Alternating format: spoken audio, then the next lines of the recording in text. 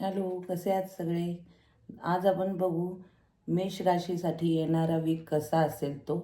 चला मग आज आपण बघूया मेष राशीसाठी येणारा वीक कसा असेल.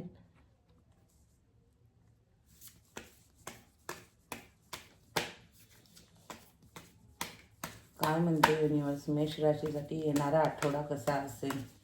काय करणार आहात तुम्ही येणाऱ्या आठवड्यामध्ये? चला बघूया. मेष राशीसाठी येणारा वीक कसा आहे ते बघूया. 2 कार्ड काढते मी तुमच्यासाठी. येणाऱ्या वीकमध्ये तर मला रिलेशनशिप, नवीन रिलेशनशिप्स आणि नवीन प्रेम हेच दिसतंय. म्हणजे पुढचा वीक तुम्ही प्रेमातच असणार आहे वाटतं, असं दिसते मेष राशी. काही लोकांसाठी न्यू काहीतरी रिलेशनशिप सुरू होणार आहे. एकदम फ्रेशली, एकदम पॉझिटिव्ह एनर्जीनी, एकदम यंग एनर्जीनी तुम्ही ते सुरू करणार आहात.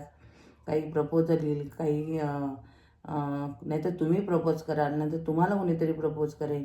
आणि काहींसाठी दिसते की जे ऑलरेडी रिलेशनमध्ये आहेत ते काहीतरी थोड्या दिवसापासून छोट्या मोठ्या कारणांमुळे आपल्या पार्टनरबरोबर, नाहीतर कोणती रिलेशनशिप, समजा आई बहीण वडील, नाहीतर आपला पार्टनर यांच्याबरोबर छोट्या मोठ्या गोष्टींवरून नाराज होते वाटतं.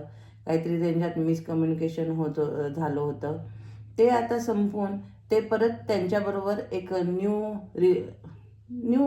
नव्याने परत एक रिलेशनशिप सुरू करणार आहेत. सगळे हेवे दावे सगळं विसरून जाणार आहेत आणि परत एक नवीन, परत तुम्ही पहिल्यासारखी आपल्या रिलेशनशिपला एक सुरुवात करणार आहात.